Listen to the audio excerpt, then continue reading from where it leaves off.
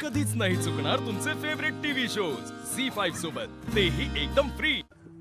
ज्या मुलाशी तुझं लग्न होणार आहे त्याचं तुझ्यावर प्रेमच नाही, तुझ्यावर संसार करायला तू तयार नाही।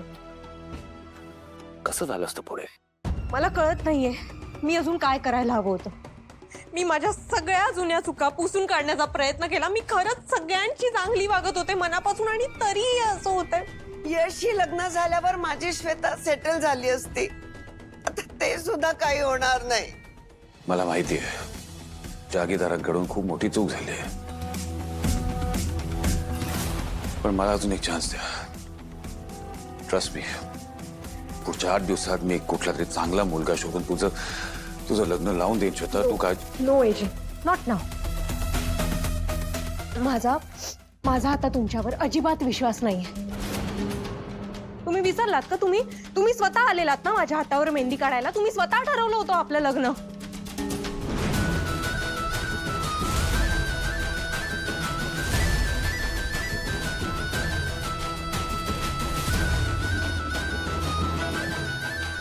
आणि त्या लीलामुळे जेव्हा आपलं लग्न मोडलं तेव्हा तुम्ही काहीच बोलला नाही। आता तुम्ही स्वतःहून यशची माझं लग्न लावून देताय, आणि आता तुम्ही येऊन म्हणताय की यश आणि रेवतीचं प्रेम आहे। मी का विश्वास ठेवू तुमच्यावर परत? नाही, यू नो व्हॉट, मला आता लग्नच करायचं नाहीये। लग्न या गोष्टीवरून माझा विश्वास उडालाय आता। I just don't want to get married now. आणि आई, आता माझं भविष्य मी कोणा दुसऱ्याच्या हातात नाही देणार। आता मलाच माझ्यासाठी खंबीरपणे उभं राहावं लागणार आहे। ओके?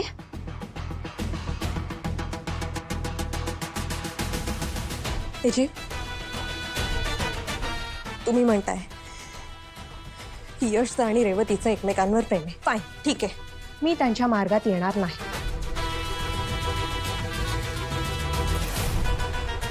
पण त्याच्या बदल्यात मला माझ्या भविष्याची सिक्युरिटी हवी।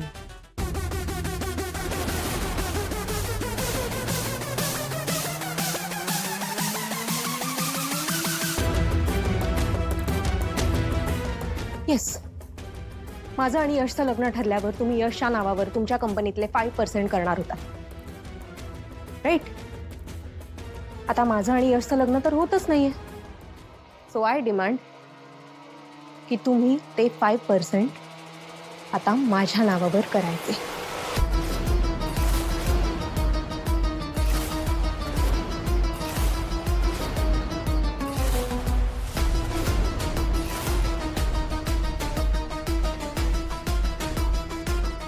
श्वेता, तुला लग्नापेक्षा पैसे जास्त महत्वाचे आहेत का?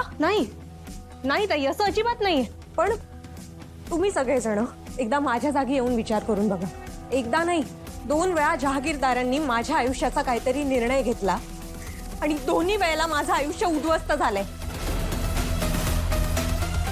आता या झालेल्या नुकसानाबद्दल मला काही भरपाई नको? श्वेता, तू व्यवहार करतीस? होऊ दे, असू दे, व्यवहार तर व्यवहार। I just don't care now. माझ्या भविष्याची मला आता सिक्युरिटी हवी आहे।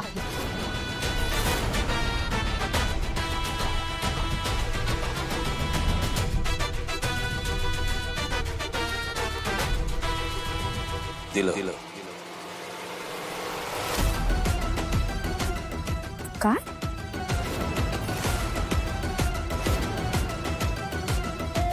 अहो पण बाबा,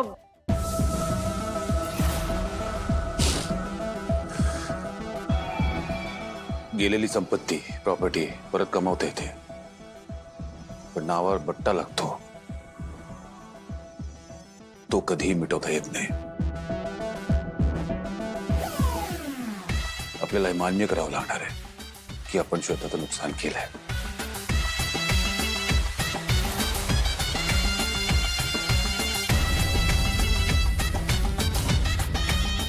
दिला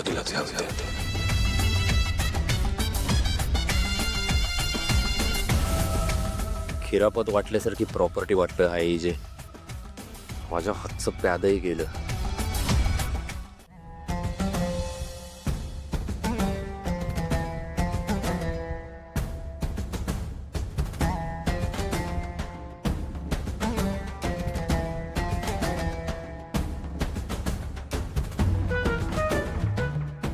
लीलाबाईंनी तिकडे सगळे टेन्शनमध्ये असतील ना?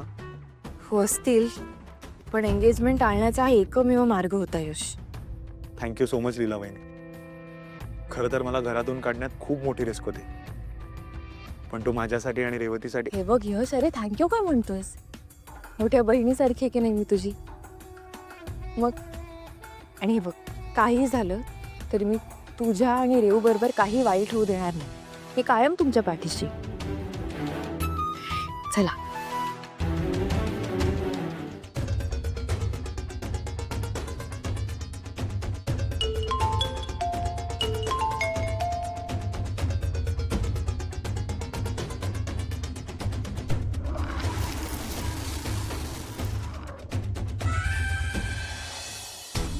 तुमच्यामुळे माझ्या मुलीचं नुकसान होण्यापासून वाचलं. यशच्या मनात दुसरं कोणी असताना माझ्या श्वेताचा संसार कधीच सुखाचा झाला नसता. येतो आम्ही.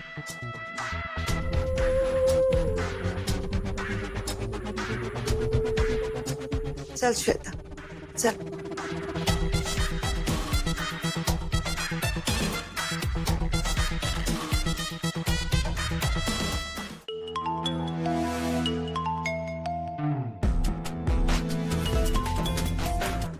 सर, लीलाने यशला जिथं लपवलं ना तो पत्ता सापडलाय.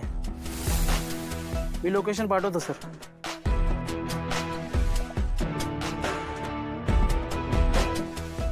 वजीर धड असेल तर प्यादी कितीही उभी करता येतील.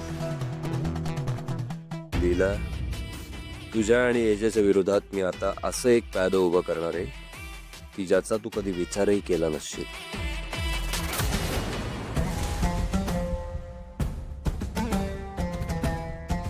दुर्गा, सर्वात आधी यशला शोधावं लागेल. त्याला मेसेज करून सांग की त्याची आणि श्वेताची एंगेजमेंट मी कॅन्सल केली आहे. बहुतेक यामुळेच तो पळून गेलेला आहे आणि